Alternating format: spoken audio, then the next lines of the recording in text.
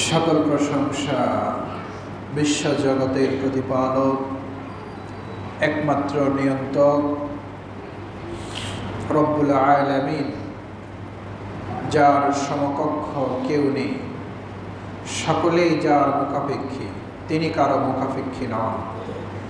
যিনি আমাদেরকে পৃথিবীতে জীব হিসাবে পাঠানোর পাশাপাশি অন্তর দিয়ে পাঠিয়েছেন, বিবেক দিয়ে পাঠিয়েছেন। যেই অন্তরের ভালো ও মন্দের উপরে একজন ব্যক্তির বাহ্যিক আমল নির্ভর করে, সেই রব্বুল আলামিন যিনি অন্তরের মালিক এবং মানুষের অন্তর বড় পরিবর্তনশীল। এই জন্য রাসূলুল্লাহ সাল্লাল্লাহু আলাইহি ওয়াসাল্লাম অন্তরের স্থায়িত্বের জন্য, দিনের প্রতি যেন আমার অন্তর অটল থাকে, এই জন্য দোয়া করতেন, ইয়া মুকাল্লিবাল কুলুব সাব্বিত কলবি আলা দীনি। হে অন্তরের পরিবর্তনকারী, তোমার দিনের উপরে আমার অন্তরকে তুমি অটল ও অবিচল রাখো। সেই অন্তরের মালিক আল্লাহ সুবহানাহু ওয়া তাআলার জন্যই উজাড় করা ভালোবাসা এবং কৃতজ্ঞতা, শুকরিয়া আদায়, প্রশংসা আলহামদুলিল্লাহ। দরুদ ও সালাম প্রিয় নবী মুহাম্মদুর রাসূলুল্লাহ সাল্লাল্লাহু আলাইহি ওয়াসাল্লামের প্রতি। সম্মানিত প্রিয় মুসল্লিবৃন্দ, আপনারা আলোচনা শুনে আসছেন অন্তরের আমল সম্পর্কে। আমরা বিগত কয়েক জুমআ ধরে এই বিষয়টার বিভিন্ন দিক ও বিভাগ নিয়ে আলোচনা করেছি।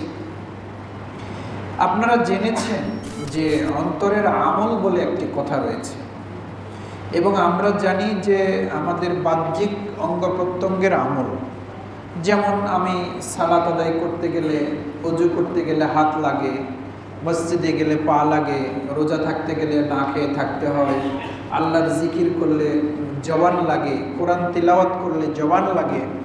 এভাবে আমাদের কিন্তু সকল আমল এই শরীর কেন্দ্রিক, অঙ্গ প্রত্যঙ্গ কেন্দ্রিক। তবে মানুষের একটি অন্যতম অঙ্গ রয়েছে, তা হলো আল কলবু হাহুনা। মানুষের বুকের ভিতরে একটা কলব নামে একটা জায়গা আছে। এই কলবের আবার কিছু আমল রয়েছে। এই কলবের আমলটা কীরকম, কি ধরনের হতে পারে, এই বিষয়টা নিয়ে আপনাদের সামনে আমার ক্ষুদ্র জানার মাঝে আপনাদের সামনে বিশদ আলোচনা করার চেষ্টা করেছি। তো আপনারা জেনেছেন যে কোনো মানুষ যদি পাপের কাজ না, কাজটা নেকিরই কাজ, কিন্তু করতে চেয়েছে একভাবে, হয়েছে আরেকভাবে। মানে অন্তরের নিয়ত ছিল যে একজন দরিদ্র ব্যক্তিকে দান করব। তো যেহেতু আল্লাহ রাব্বুল আলামিন পছন্দ করেন গোপনে দান করা, তো এই জন্য একজন ব্যক্তি রাতের বেলা দান করতে গেছে। তো তার ইচ্ছা যে রাতের বেলা কোনো অভাবী মানুষকে দান করবে, কিন্তু যাকে দিয়েছে সেই লোকটা দেখা গেল ধনী মানুষ। যাকে দিয়েছে দেখা গেল ওই লোকটা হলো চোর, চুরি করে নেবে। ওইটা তো তার উদ্দেশ্য ছিল না যে চোরকে সে দান করবে। যাকে দান করবে একজন মহিলা, তো তাকে রাতের বেলা মহিলা অভাবী মানুষ দান করেছে। তো দেখা গেল যে ওই মহিলা হলো খারাপ মহিলা, ব্যভিচারিণী নারী। আবার দেখা গেল, আপনারা হাদিস থেকে জেনেছেন যে পিতা মসজিদে রাতের বেলা নিয়ে গেছে যে এলাকাতে দান করবে। তো দেখে যে মসজিদের এক কোনায় একটা লোক বসে আছে, না জানি কত অভাবী, তো তাকে দিয়ে চলে এসেছে। দেখা গেল যে সেই লোকটা তার নিজেরই ছেলে। এই যে বিষয়গুলো, মানে সে চেয়েছিল একভাবে করতে, কিন্তু ভুল হয়ে গেছে, অন্যভাবে হয়ে গেছে। তো এগুলো হাদিস থেকে আপনারা জেনেছেন যে অন্তর যেহেতু তার সত্যিকারে মানে আল্লাহকে সন্তুষ্টির জন্যই এই কাজগুলো করেছে, কিন্তু ভুল হয়ে গেছে, সেটা সে জানতো না। আল্লাহ রাব্বুল আলামিন তবুও তার আমলনামায় কি ওই জেনাকারিনী মহিলা হোক আর সন্তানকে দেওয়া হোক ভুলক্রমে, অথবা চোরের হাতে পড়ুক, অথবা ধনী লোকের হাতে সম্ভব করুক, আল্লাহ রাব্বুল আলামিন তার দানকে কিন্তু কবুল করে নিয়েছেন, তাই না? এটা তো আপনাদের কাছে আমরা এগুলো হাদিস থেকে বলেছি। তো আজকে যে বিষয়টা নিয়ে আলোচনা করতে যাচ্ছি, I am going to speak with you about this, যে এই বিষয়টা নিয়ে আলোচনা করতে যাচ্ছি যে আপনি কাজ করেছেন সঠিক, মানে আগের চ্যাপ্টারে কি ছিল, কাজে ভুল কিন্তু অন্তর সঠিক। আর আজকের বিপরীত বিষয় নিয়ে আলোচনা করব, কাজটাই সঠিক কিন্তু অন্তর ভুল। তাহলে কি হবে? মানে কাজ সঠিক মানে বোঝা যাচ্ছে কি, কাজ সঠিক মানে আপনি আল্লাহর ইবাদতই করেছেন, আপনি দান খায়রাত করেছেন, আপনি কোরআন তেলাওয়াত করেছেন, আপনি হয়তো আল্লাহর রাস্তায় জিহাদ করেছেন, শহীদ হয়েছেন, সবই দ্বীনি কাজ, সবই ইবাদত, কাজ সঠিক কিন্তু অন্তর সঠিক নেই। তাহলে সঠিক কাজ করেও নেকি তো হবে না, উল্টো পাপ হবে। এই বিষয় নিয়ে আলোচনা করতে যাচ্ছি। তাহলে আজকের আলোচ্য বিষয় কি? ইবাদত করেও জাহান্নামে যেতে হবে, ইবাদত করে জাহান্নামে যেতে হবে। আর ইবাদতের উদ্দেশ্য কিন্তু কি? জান্নাতে যাওয়া আর জাহান্নাম থেকে মুক্তি লাভ করা, তাই না? এটাই তো ইবাদতের উদ্দেশ্য। আমরা কেন কষ্ট করে ইবাদত করি, দান খয়রাত করি, সালাত সিয়াম হজ জাকাত আদায় করি? উদ্দেশ্য আমাদের ইবাদত যে আমরা আল্লাহর দয়া পাব, জান্নাত লাভ করব। তবে আমি যে বিষয়ে আলোচনা করতে চাচ্ছি যে ইবাদত করব কিন্তু অন্তরের আমল ঠিক না থাকার কারণে শরীর দিয়ে ইবাদত করতেছি কিন্তু অন্তরটা বিপরীত। এই শরীরের এই আমলটা আল্লাহ রাব্বুল আলামিন কবুল করবেন না। আপনি রোজা থাকলেও হবে না, সালাত আদায় করলেও হবে না, কোরআন পড়লেও হবে না। তাহলে এটা একটা কিন্তু চরম কঠিন এক বিষয়। এটা সত্যি একটা কঠিন বিষয় যে আমি ইবাদত করতেছি অথচ আমার ইবাদত কবুল হচ্ছে না। শুধু কবুলই নয়, আল্লাহ রাব্বুল আলামিন উল্টো পাপ দিচ্ছে। যত কোরআন পড়বে তত পাপ। এই উল্টো কথা হচ্ছে না? যত কোরআন পড়বে তত নেকি হবে, কিন্তু আমি আজকে কি বলছি, যত কোরআন পড়বে তত পাপ হবে এবং তাকে আল্লাহ কোথায় নিক্ষেপ করবেন? জাহান্নামে নিক্ষেপ করবেন। আমল করে পাপ হচ্ছে, এইটার কারণ কি? এইটার কারণই হলো অন্তরের একটা আমল রয়েছে। আপনার অন্তর যদি নিয়াত, অন্তর যদি পরিশুদ্ধ হয়, আল্লাহকে খুশি করার জন্যই যদি ইবাদত হয়, তাহলে ওটা ইবাদত। আর অন্তরে যদি ভেজাল থাকে, ইবাদত করেও গুনাহ হবে। এই কথাটা আজকে আমাদের আলোচনার বিষয়। তো এই যে হাদিসের আলোকে এই বিষয়ে আমি আপনাদের সামনে কথা বলবো, এই হাদিসটি আবার খুবই পরিচিত, খুবই প্রসিদ্ধ, খুবই মাশহুর, খুবই ফেমাস। মানে এইটা আমরা জীবনে 2, 4, 6 বার, 10 বার, 20 বার এই হাদিসটা আমরা শুনেছি। তারপরেও আমরা এটা শুনবো, তারপরেও আমরা এটা বলবো। এইটাই হচ্ছে আমাদের একটি মূল বিষয় যে হায় হায় হায় হায় হায়, ইবাদত করে গুনাহ হবে অন্তর যদি ঠিক না থাকে। তাহলে এটা একটা অন্তরের আমল। কিরকম? চলেন আমরা এটা আরেকটু আলোচনা করি।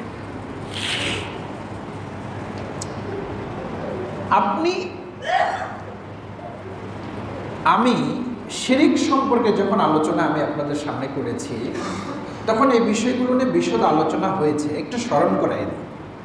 তা হলো শিরিক জিনিসটা কি? এইটা হলো যেইটা আল্লাহর ক্ষমতা অথবা যেটা আল্লাহর পাওনা বান্দার উপরে, আল্লাহর হক। এই আল্লাহর ক্ষমতা অথবা আল্লাহর পাওনা কেউ যদি আল্লাহকে তো দেয়, পাশাপাশি ওই একই ক্ষমতা আরো কারো আছে বলে মনে করে, তাহলে আল্লাহর সাথে কে কি করলো? শরীক করে ফেলল। আল্লাহর যেটা পাওনা, এই পাওনাটা যদি কেউ আরেকজনকে দেয়, তাহলে কি করলো? আল্লাহর জিনিসটা আরেকজনকে দিয়ে দিল। তাহলে কি হয়ে গেল? শিরিক হলো। এই জিনিসটা না বোঝা পর্যন্ত আজকের এই আলোচনাটা আসলে আমাদের সামনে পরিষ্কার হবে না। আরেকটু খুলে বলি যে আপনি আমি যে ইবাদত করি, কাকে সন্তুষ্ট করার জন্য? আল্লাহকে সন্তুষ্ট করার জন্য, তাই না? তাহলে সন্তুষ্টি এটা হলো আল্লাহর পাওনা, যে আল্লাহকে খুশি করার জন্য ইবাদত করছে। কোনো ব্যক্তি যদি মানুষের সন্তুষ্টির জন্য যদি ইবাদত করে, কিসের সন্তুষ্টি? মানুষের সন্তুষ্টির জন্য আল্লাহর ইবাদত করে, তাহলে সন্তুষ্টিটা ভাগ হয়ে গেল। এক আল্লাহ কিছু পাইল, মানুষের খুশি হোক, এইটা উদ্দেশ্য আছে, তাহলে ভাগ হয়ে গেল, মানে সন্তুষ্টিটা আরেকজনের দিকে চলে গেল। তখন এইটা কি হয়ে গেল? আল্লাহর সাথে শরীক হয়ে গেল। এটাই বিষয়, বুঝলেন? তো এইটা কেমন? চলেন আমরা একটু হাদিস থেকে জানি। عن أبي هريرة رضي الله تعالى عنه قال سمعت رسول الله صلى الله عليه وسلم يقول আবু হুরায়রা রাদিয়াল্লাহু তাআলা আনহু থেকে বর্ণিত রাসূলুল্লাহ সাল্লাল্লাহু আলাইহি ওয়াসাল্লাম বলেছেন, বা রাসূলুল্লাহ সাল্লাল্লাহু আলাইহি সাল্লামকে আবু হুরায়রা বলতে শুনেছেন যে রাসূলুল্লাহ সাল্লাল্লাহু আলাইহি সাল্লাম বলেছেন, ইন্না আউওয়ালান নাসি ইয়াউমাল কিয়ামাতি ইউকদা আলাইহি রাজুলুন উস্তুশহিদা। কিয়ামতের দিন যখন বিচার হবে, তো বিচারের মাঠে আল্লাহ রাব্বুল আলামিন বিচারের জন্য একজন শহীদকে ডাকবেন। কথাটা বোঝেন? বিচারের জন্য একজন কাকে ডাকবেন? শহীদকে ডাকবেন। আমরা কি জানি? শহীদদের সকল কি গুনাহ মাফ, এটা আপনি আমি জানি না? শহীদরা শুধু নিজেই শহীদ না, আল্লাহর পথে জিহাদ করতে যে যারা জীবন দিয়েছে তাদেরকে তো শহীদ বলা হয়। তারা তো ক্ষমাপ্রাপ্তই, এমনকি তারা ৭০ জন ব্যক্তিকে তো সুপারিশ করার মতো ক্ষমতা আল্লাহ রাব্বুল আলামিন তাদেরকে অনুমতি দেবেন। সুবহানাল্লাহ। এবং তাদেরকে বলা হয়েছে যে ওয়ালা তাকুলু লিমাই ইউকতালু ফি সাবিলিল্লাহি আমওয়াত বাল আহইয়া ওয়ালাকিন লা তাশউরুন। যারা আল্লাহর রাস্তায় জিহাদ করতে যেয়ে নিহত হয়েছে, এই লোকগুলোকে তোমরা মৃতই বলো না, এরা জিন্দা, এরা রিজিক পায়, ওহুম ইরজাকুন। কিন্তু তোমরা বুঝো না, তোমাদের এটা জানার বাইরের জগৎ। এটা জানার বাইরের জগৎকে বোঝা গেল, মানে জানার বাইরে একটা জগৎ আছে, ওইটা আল্লাহ জানে। আমি এখানে আছি, কিন্তু জানার বাইরে একটা জগৎ কিন্তু আছে। সেটা কিরকম? স্বামী স্ত্রী দুজনেই ঘুমাইছে, গল্প আলাপ করে, একই বেডে আছে, হয়তো ছোট বাচ্চাও আছে, নাবালক বাচ্চাও আছে। তো স্বামী স্বপ্নে দেখতেছে যে ও কে যেন ধরে মারতেছে, ও খালি পালাচ্ছে, পালানোর জন্য স্বপ্নের ভিতরে এইদিক ওদিক করতেছে। তো দৌড়াতে যে স্ত্রীর এক লাথি দিয়ে ফেলছে, তো স্ত্রীতে ঘুমিয়ে ফেলছে। এই তুমি আমার মারো কেন? এই কি হলো? কই মারলাম? আমি স্বপ্ন দেখতেছিলাম আমাকে একজন মারতেছে আর আমি পালাচ্ছি, অথবা আমাকে একজন মারতে আসে আর দিছি লাথি, তো ওইটাই তোমার করে গেছে। মানে আমি বলতে চাচ্ছি যে জগৎ একটা ভিন্ন একটা জগৎ আছে, একই সাথে থাকবো, তারপরেও আপনার আমার একটা ভিন্ন জগৎ আছে। তো দেখেন তো যে এই যে লোকটা যে রাত স্বপ্ন দেখছে, তো এর স্বপ্ন কতটুকু ইফেক্ট হয়েছে যে ও আরেকজনকে লাথি মারছে। এটাকে আমি বানাই বলছি না, এরকম হয়, আপনারা কি জানেন? হ্যাঁ, এটাকে বানাই বলছি আমি। আচ্ছা, তো এ যে দৌড়ানো আর ধরে যে একজন পিটাচ্ছে, এটা কি পাশের জন আছে ও কি বুঝতে পারে? স্বপ্নে অনেক সময় আমরা কিন্তু খুব কষ্ট পাই, কে যেন বুক চাপে ধরছে, নিঃশ্বাস বেরোচ্ছে না, বোবাই ধরে অনেকে বলে না? তো এটা আমার ২-৪ দিনে হয়েছে, অবশ্য না হওয়া নয়। তো এই যে বিষয়গুলো, তো দেখেন একই সাথে থাকার পরেও কিন্তু জগৎ ভিন্ন, আপনি বুঝতে পারবেন না, বুঝলেন? তো শহীদদের এটা জগৎ ভিন্ন, ওরা জীবিত, আমরা বুঝতে পারলাম। এই শহীদদের সকল গুনাহ মাফ হয়েছে, অথচ হাদিসে আছে যে কিয়ামতের দিন বিচারের ময়দানে একজন শহীদকে বিচার করার জন্য আগে আনা হবে। কথাটা বোঝা গেল? শহীদের বিচার হচ্ছে, শহীদদেরকে বিচার হওয়ার কথা, তার মানে সব শহীদ না। এটা আল্লাহও জানে, রসুলও জানে। আমরা যে যার তার নামের আগে যে শহীদ লাগাই না, কি বুঝাতে চাই? শহীদ যার তার নামের আগে তো শহীদ লাগালে হবে না। শহীদেরও বিচার হবে, তবে সব শহীদের না। শহীদ কি জিনিস সেটা তো বোঝা গেল। পৃথিবীতে যে যাই বলুক না কেন, একজন মানুষের জীবনের যে প্রিয় আর কিছু হতে পারে না, সেটাই সে জিহাদের ময়দানে আল্লাহর রাস্তায় দিয়ে দিয়েছে। কত বড় কাজ আপনি ভাবতে পারেন। অথচ সেই শহীদকে আল্লাহ বিচারের জন্য ডেকে পাঠাচ্ছেন, ডাকো, আসবে। তো এসে যখন হাজির, ফাউতিয়া বিহি, আনা হবে, ফাআরাফাহু নিআমাহু ফাআরাফাহা। দুনিয়াতে বেঁচে থাকা অবস্থায় আল্লাহ তাকে কিরকম দেহের শক্তি, সাহস, বিচক্ষণতা, আল্লাহ কি কি নিয়ামত দিয়েছে, এগুলো তাকে আল্লাহ দেখাবেন, স্মরণ করাই দেবেন। দেখো তো, তোমাকে আমি এটা দিয়েছি, হ্যাঁ এগুলো, হ্যাঁ এগুলো, হ্যাঁ এরকম, হ্যাঁ। তো এই নিয়ামত যে আমি তোমাকে দিলাম, তো তুমি ফামা আমিলতা বিহা, তা তুমি এইটাই নিয়ামত পেয়ে কি করেছো? তখনও বলবে, আল্লাহ আপনার নিয়ামত পেয়ে আমি কি করেছি।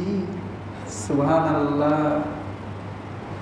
ক্বাতালতু ফীকা হাত্তা উস্তুশহিদতু, আমি জিহাদের ময়দানে গেছি, কিতালের ময়দানে গেছি, আমি যুদ্ধ করতে গেছি, আমি লড়াই করতে গেছি, এমনকি কাফেরের অস্ত্রের আঘাতে আমার জীবনটা তোমার রাস্তায় দিয়ে আমি শহীদ হয়ে গেছি। কি দাবি! তোমার রাস্তায় জিহাদ করে আমি শহীদ হয়ে গেছি। শহীদের বিচার হচ্ছে। আল্লাহ বলেন, কাযাবতা, তুমি মিথ্যা বলেছ। আল্লাহর রাস্তায় জীবন দিয়েছে, শহীদ হয়েছে, নিজের জানের পরোয়া করেনি। আল্লাহ বলছেন বিচারের মাঠে তুমি মিথ্যু। জিহাদ করতে ওর হাত লাগেনি, পা লাগেনি, জীবন দিতে হয়নি। আমি ওইটাই বলতে চাচ্ছি যে আমল ঠিক, তারপরেও ইবাদত কবুল হচ্ছে না, ওটা পাপ হয়ে গেছে। কিরকম পাপ হয়ে গেছে? আল্লাহ বলেন, ক্বাতালতা লিআন্নাকা ক্বাতালতা লিয়ুকালা আন্নাকা জারিউন ফাকাদ কিলা সুম্মা উমিরা বিহি ফাসুহিবা আলা ওয়াজহিহি হাত্তা উলকিয়া ফিন্নার। আল্লাহ এবারে বলবেন, আমার বান্দা বড় দুঃখ রে, তুমি জিহাদ করেছ, তুমি শহীদ হয়েছ, তোমার জীবন তুমি আল্লাহর রাস্তায় বিলায় দিয়েছ বান্দা, সব ঠিক, তোমার আমল সঠিক, তোমার অন্তরটা বেঠিক, তোমার অন্তরটা ভুল। আমল সঠিক, অন্তর ভুল। তোমার অন্তরে ছিল ইউকালু জারিউন, তোমাকে যেন বলে অমুক বড় বীর ছিল, অমুক বড় বাহাদুর ছিল। তোমার অন্তরে খারাপ নিয়ত ছিল যে মানুষ যেন তোমাকে বলে তুমি একজন গাজী, যেন বলে তুমি একজন শহীদ, যেন লোকে বলে তুমি আল্লাহর পথে জীবন দিয়েছ। তোমার অন্তরে মানুষের কাছ থেকে সুনাম পাওয়ার ইচ্ছে ছিল, তুমি মানুষকে খুশি করতে চেয়েছ, অথচ খুশি করতে হবে আল্লাহ। আল্লাহর খুশিটা তুমি চেয়েছিলে, জনগণ আমার প্রতি খুশি হোক, জনগণ আমার প্রতি সন্তুষ্ট হোক, জনগণ আমাকে বাহবা দিক, অথচ উদ্দেশ্য হওয়া উচিত ছিল আল্লাহ আমার প্রতি খুশি হোক, আল্লাহ আমার প্রতি রাজি হোক, আল্লাহ আমাকে প্রতিদান দিক, আল্লাহ আমাকে ভালো করুক। কিন্তু তোমার অন্তরে রিয়া, তোমার অন্তরে অহংকার, তোমার অন্তরে মানুষকে দেখানোর জন্য যে জিহাদ, এইটা পৃথিবীর কেউ না জানলে আমি আল্লাহ জানি যে তোমার অন্তরে রিয়া ছিল, অহংকার ছিল। আমল ঠিক, অন্তর ভুল। এই আমল কি হবে? আল্লাহ রাসূল বললেন, তুমি যেটা চেয়েছিলে না, দুনিয়াতে তোমার খুব সুনাম সুখ্যাতি এগুলা হয়ে গেছে। ফেরেশতাদেরকে আদেশ করা হবে, বিশাল বড় প্রকাণ্ড ফেরেশতা যারা উহুদ পাহাড়ের মতো পাহাড়কে যারা টানে তুলতে পারে। ফেরেশতার কথা মনে হলো যে আপনাকে আমার তো মনে হয়েছে ফেরেশতারা মনে হয় মানুষের মতো। জিবরাইল আলাইহিস সালাম মানুষের রূপ ধরে নবীজির কাছে এসে গল্প করেছেন, দিক নির্দেশনা দিচ্ছেন, আমরা তো মনে করছি এরকম, কিন্তু ফেরেশতারা রূপ পাল্টাইতে পারে। আল্লাহ যেরকম প্রয়োজন সেরকম তাদেরকে করতে পারে। উহুদ পাহাড় কতখানি? 8 কিলোমিটার লম্বা, 12 কিলোমিটার লম্বা, 8 কিলোমিটার প্রস্থ, এগুলোকে চাটতে পারে। তো ওই ফেরেশতারা আপনাকে আমার কি, ওরা বাঁ হাতের খেল, ছেলেবেলারা কি বলে বাঁ হাতের খেল। আল্লাহ বলে, রাসূল বলেছেন, এই বান্দাটার অন্তর আল্লাহকে সন্তুষ্টি করার জন্য না থাকার কারণে আল্লাহ এবারে আদেশ করবেন, ফেরেশতা এবারে এই বান্দার পা ধরবে, পা ধরে চাড়ে নেবে, মাথাটা নিচের দিকে হবে, পা ধরে ছেঁচড়াতে ছেঁচড়াতে টানবে, আর মুখমণ্ডলগুলো মাটির সঙ্গে ছেঁচড়াতে ছেঁচড়াতে যাবে। আল্লাহ রাসূল বলেছেন, পা ধরে ওকে চেড়ে মাথাটা মাটিতে ঠেকে থাকবে, ছেঁচড়াতে ছেঁচড়াতে নিয়ে যাবে। কাকে? শহীদকে। আল্লাহ রাস্তায় শহীদ হয়েছে, জীবন দিয়েছে, কিয়ামতের দিন তার শাস্তি কি? তার নিয়তে গড়বড় থাকার কারণে, তার অন্তরে রিয়া থাকার কারণে, তার অন্তরে অহংকার থাকার কারণে, তার অন্তরে মানুষকে খুশি করার উদ্দেশ্য থাকার কারণে আল্লাহ রাব্বুল আলামিন ফেরেশতাকে আদেশ করবেন, পা ধরো, ছেঁচড়াও, মাথাটা ওর মুখটা মাটিতে ভরুক, ছেঁচড়াতে ছেঁচড়াতে নিয়ে যায়, ফাসুইবা ছেঁচড়া আলা ওয়াজহি, মুখের ঘরে নিয়ে যাওয়া হবে, হাত্তা উলকিয়া ফিন্নার, এক টানে ছেঁচড়াতে ছেঁচড়াতে নিয়ে যে ওকে জাহান্নামে ফেলে দেওয়া হবে।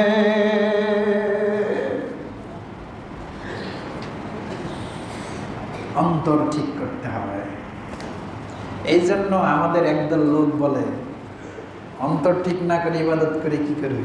না, কথা ঠিকই, অন্তর ঠিক করতে হবে। অন্তর ঠিক তো সব ঠিক, অন্তর সব ঠিক তো সব ঠিক না, কথাটা যুক্তি আছে। কিন্তু তো অন্তর ঠিক করে যদি ইবাদত কেউ না করে, তাহলে ওই অন্তরের তো কোনো দাম নেই। আবার ইবাদত করতেছে কিন্তু অন্তরের খুলুসিয়াত নেই, ওই ইবাদতেরও দাম নাই। এই জন্য কাল পরিষ্কার করতে হবে, অন্তরকে পরিষ্কার করতে হবে। তো অন্তরকে পরিষ্কার তো অবশ্যই করতে হবে। তো এই জন্য আমাদের দেশের কিছু লোক অন্তর পরিষ্কার করে। আমি আমার আলোচনায় বলেছিলাম যে অন্তর পরিষ্কার করার একটা গ্রুপ আছে আমাদের ভিতরে, যে এরকম করতে হবে, লা ইলাহা ইল্লাল্লাহ, মানে এমন করে বুকতে একটা ধাক্কা দিতে হবে যেন ওই ধাক্কা মেয়ে যেন অন্তরের ময়লা কি হয়ে যায়, দূর হয়ে যায়। আহাম্মক কথা, অন্তরের ময়লা কি ধাক্কা দিয়ে দূর হয়? এই ময়লা কি এই দুনিয়ার এই ময়লা যে তুমি কাপড়ে একটা ময়লা ভরেছো, জোরে একটা ঝাড়ি দিলে ময়লা ধুলাবালি দূর হয়ে গেল? হ্যাঁ, এই ময়লা এটা ধাক্কা দিলে ময়লা দূর হয়? হ্যাঁ হ্যাঁ, আমি উদাহরণ দিয়েছিলাম, অন্তরের ময়লাটা হলো মেমোরি কার্ডের মতো। এগুলো আমার পুরাতন আলোচনা মনে করাই দেওয়ার জন্য আসছে। অন্তরের ময়লাটা হলো মেমোরি কার্ডের মতো, ওটা ধাক্কা দিয়ে দূর হয় না। মনে করেন যে আপনার মোবাইলের মেমোরিতে এই মনে করেন যে হিন্দি সিনেমা টিনেমা আছে, কথা খারাপ জিনিস আছে, তা আপনি এখন মনে করতেছেন যে এটা তো হুজুর তো ওয়াজ করলো, এগুলো তো রাখা যাবে না, দেখা যাবে না, তাহলে এটাকে তাহলে বাদ দিতে হবে। তা আপনি যদি এখন ওই মেমোরি কার্ডটা নিয়ে যদি ফু দেন, বা ওই ওয়াশিং পাউডারে যদি ডুবা, বা হাতুড়িয়ে দিয়ে যদি একটু বাড়িটারিও দেন, তো ওর ভিতর থেকে কি ওগুলো কি দূর হবে? হ্যাঁ, তো ধাক্কা দিয়ে কি মেমোরি কার্ডের ময়লা দূর হবে? ওকে সফটওয়্যারে ঢুকাতে হবে, দিয়ে ইরেজ মারতে হবে, বা এই মানে ডিলিট মারতে হবে, তাহলে দূর হবে। তো ওইটা তো ধাক্কার জিনিস না বাবা, যে আপনি অন্তর পরিষ্কার করতেছেন ওরকম ধাক্কা মারে আর ওই ঝাঁকি দিয়ে মানে অন্তর পরিষ্কার হচ্ছে, এইটা কি অন্তর পরিষ্কার হয়? কে শিখাইছে এগুলো? আস্তাগফিরুল্লাহ, অন্তরের ময়লা পরিষ্কার করে।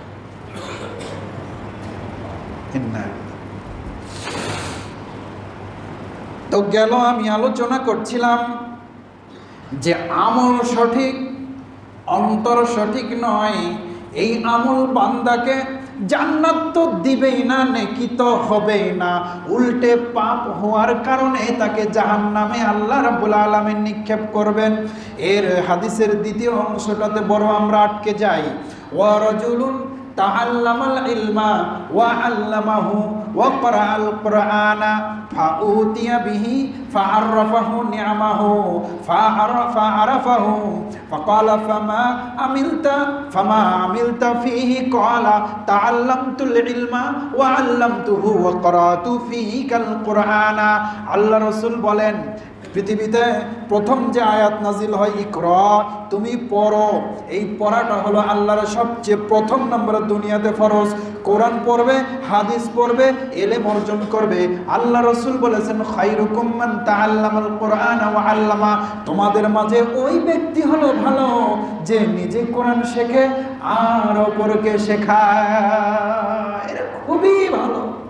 কোরআন শেখার, কোরআন শেখানোর যে কি ফজিলত, এগুলো বলা আজকে উদ্দেশ্য না। এগুলো আপনারা জানেন যে যে বাচ্চাটা বা যে মানুষটা কোরআন শেখার জন্য রাস্তাতে যায়, সুবহানাল্লাহ, তার জন্য আশেপাশের ফেরেশতারা, পাখিরা, যত জীবজন্তু আছে, এমনকি সমুদ্রের মাছ, গর্তের পিঁপড়া পর্যন্ত তার জন্য আল্লাহর কাছে দোয়া করে যে আল্লাহ এই লোকটা কোরআন শিখতে যাচ্ছে।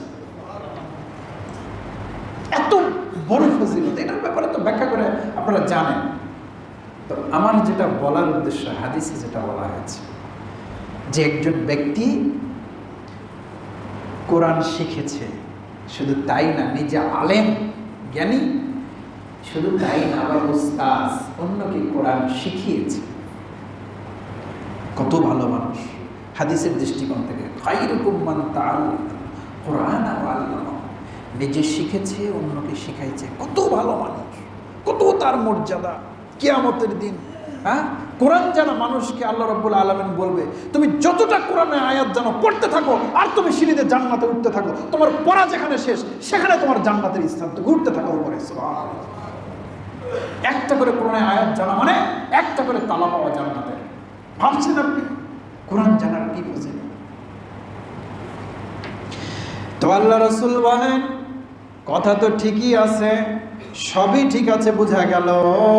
তো আল্লাহ রাব্বুল আলামিন এত ভালো মানুষ, কিন্তু সবাই ভালো না। আল্লাহ কিয়ামতের দিন বিচারের জন্য একজন আলিমকে ডেকে পাঠাবেন। ডেকে পাঠিয়ে বলবেন, দেখো তো আমি তোমাকে ইলম অর্জনের জন্য এই সুযোগ, এই সুবিধা, এইরকম কণ্ঠ, এইরকম বিচক্ষণতা, এইরকম ব্রেন, এইরকম এত কিছু তোমাকে দিয়েছি কিনা? আল্লাহর কাছে বলবে, হ্যাঁ আপনি দিয়েছেন, এগুলো আমার মনে পড়েছে, আমি এগুলো করেছি।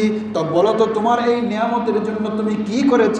ও তখন বলবে, আল্লাহ আপনি তো জানেন আমি কি করেছি। তাআল্লামতুল কুরআনা, আমি নিজে কোরআন শিখিয়েছি। ওয়া আল্লামতুহু, আর অন্যকে আমি কোরআন শিখিয়েছি। ওয়া ক্বরাতু ফীকাল কুরআনা, আর তোমাকে সন্তুষ্ট করার জন্য রাতে দিনে যখন সুযোগ পেয়েছি কোরআন পড়েছি। আল্লাহ রাব্বুল আলামিন বলবেন, কাযাবতা, তুমি মিথ্যে বলেছ, তুমি কোরআন পড়েছ, নিজে কোরআন শিখেছ, অন্যকে শিখিয়েছ, তুমি কোরআন পড়েছ, নিজে শিখেছ, অন্যকে শিখিয়েছ, এগুলো তুমি মিথ্যে কথা বলছো, তুমি এগুলো করেছো। তাআল্লামতাল কুরআনা ওয়া আল্লামতাহু ইউকালু আলিম ওয়া ক্বরাতাল কুরআনা লিউকালা কারিউন হুয়া কারি। আল্লাহ রাসূল বলেন, তোমার কোরআন শিখেছ, কোরআন শিখিয়েছ, তোমার অন্তরে একটা জিনিস ছিল, মানুষ যেন তোমাকে বলে কত বড় জ্ঞানী,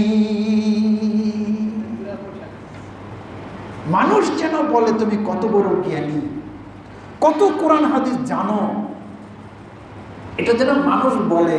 তুমি মানুষের একটু খুশি করতে চেয়েছিলে, মানুষকে খুশি করতে চেয়েছিলে, মানুষকে সন্তুষ্ট হোক তোমার ওয়াজ শুনে, তোমার ইলমের কথা শুনে মানুষ খুশি হোক, এইটা তুমি চেয়েছিলে। আল্লাহ কি সন্তুষ্ট ছিল না? তুমি কোরআন পড়েছো এই কারণে যেন লোকে বলে যে তুমি একজন কোরআনের পাঠক, দক্ষ কারি। তো দুনিয়াতে তোমার ওই সম্মান হয়ে গেছে। এখন কিয়ামত এসেছে, এখন তোমার যেহেতু অন্তর আমল সঠিক, আমল ভালো, কোরআন শিখেছ, কোরআন শিখিয়েছ, মানুষকে ওয়াজ নসিহত করেছ, আমল সঠিক, অন্তর ভুল, অন্তরের আমলটা ভুল ছিল। আল্লাহ রাব্বুল আলামিন বলেন তোমার অন্তর যেহেতু ভুল, আমি এই আমল নিব না, আমি এটা আই নেভার অ্যাকসেপ্ট ইওর আমল, আমি তোমার আমল গ্রহণ করতে পারি না। এরপরে আল্লাহ ফেরেশতাকে আদেশ করবেন, ওকে পা ধরো, মাথাকে নিচু করো, ছেঁচড়ায় নিয়ে যাও, হাত্তাউল কিয়া ফিন্নার, ওকে নিয়ে যেয়ে জাহান্নামে ফেলে দাও। এবারে একটু আমাদের কথা বলি। এখানে বড় আমরা আটকে যাই, এই কথাটা তো আমাদেরই কথা। আমরা আটকে যাই, আল্লাহর কাছে ক্ষমা চাচ্ছি, যদি এরকম আমাদের হয় আল্লাহ ক্ষমা করে দিন। এটা তো কিছু হবে না, আমার এই বক্তব্যগুলো, আমার এই ওয়াজ আমার জন্য তো জাহান্নাম নিয়ে আসবে। তো যদি এটা যদি আমার অহংকার রিয়া থাকে, যারা আলেম আছেন অথবা আলেম হতে যাচ্ছেন, অথবা তালিবুল ইলম আছেন, অথবা তালিবুল ইলম বাড়িতে আছে, একটা নসিহত করে যাই, যেগুলো বক্তা আর যে ইমাম বক্তব্য দেয় আর খুতবা দেয় জনগণকে খুশি করার জন্য, কথাটা ভালো করে বুঝবেন। খুতবা দিচ্ছে কাকে খুশি করার জন্য? জনগণ। আরে ভাই, আল্লাহকে তো খুশি করার জন্যই তো হতে হবে, তাহলে তো ঠিকই আছে। কিন্তু যদি কোনো বক্তা অথবা কোনো খতিব তিনি যদি মনে করেন যে আমি বক্তব্য এমন বক্তব্য দিব জনগণ খুশি হয়ে যাবে, মানে কাক খুশি করতে চাচ্ছেন? জনগণকে। এই জনগণকে খুশি করতে যাওয়া যে ইমাম আর জনগণকে খুশি করতে যাওয়া যে বক্তা, এটা কি বোঝা যাচ্ছে যে খুশিটা কাকে করা উচিত ছিল? জনগণ বিপক্ষে চলে যায়, তুমি হক কথাটা বলো। মসজিদ কমিটির সভাপতি ওই ব্যাংকে সুদ নিয়ে চলে, আর বক্তব্য দেওয়া হবে না সুদের বিরুদ্ধে, কারণ ওই পরে করবে যে তোমার মতো ইমামের দরকার নেই। এই তো রাষ্ট্র সেরেক চলবে, বেদাত চলবে, মানব রচিত বিধানে দেশ চলবে, বলা যাবে না। এগুলো কি? যেগুলো শিরিক, যেগুলো বিদআত, আল্লাহদ্রোহী, এটা তো বলতে হবে বাবা। আপনি কৌশলে বলেন, কিন্তু বলতে তো হবে। তা আপনি খুশি কাকে করতে চাচ্ছেন? জনগণকে খুশি করার মানুষের বক্তব্য, জনগণকে খুশি করার ওয়াজ, এগুলো যে কোথায় নিয়ে যাবে আল্লাহ। অতএব কখনো জনগণকে খুশি করার জন্য ওয়াজ করা যাবে না। কোরআনে হাদিসের ওয়াজ হবে, যার পক্ষে যাবে সে আলহামদুলিল্লাহ বলবে, যার বিপক্ষে যাবে সে সংশোধন হবে। কিন্তু আপনাকে তো খুশি করার জন্য পাঠানো হয় না যে আপনি এমন মিডিলে আলোচনা করবে, মানে এও খুশি, সরকার দলও খুশি থাকবে, বিরোধী দলও খুশি থাকবে, কেউ যেন বেজার না হয়, এইরকম মাঝখান দিয়ে ওয়াজ করার দরকার নেই। এগুলা মুনাফিকি ওয়াজ।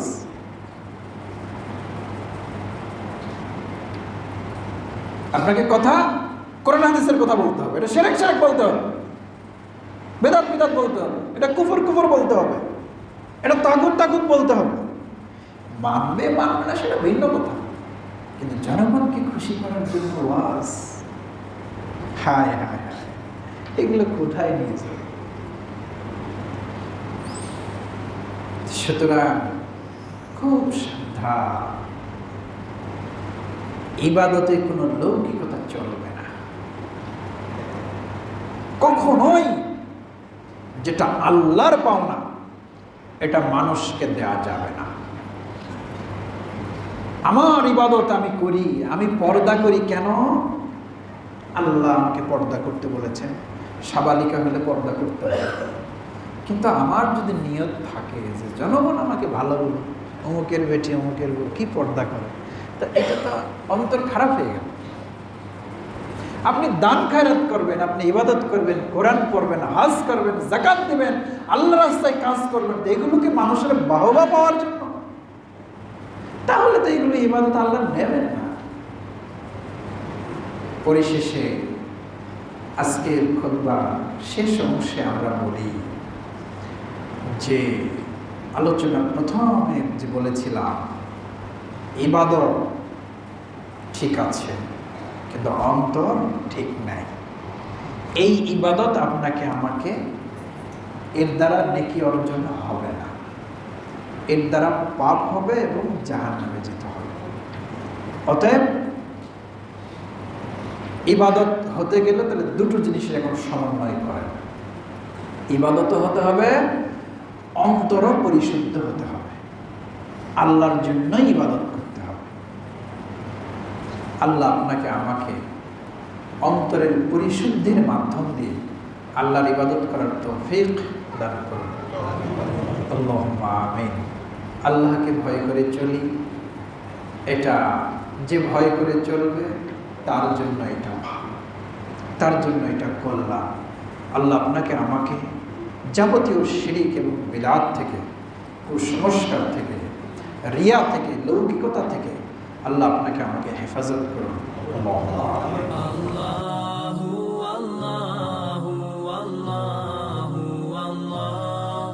Allah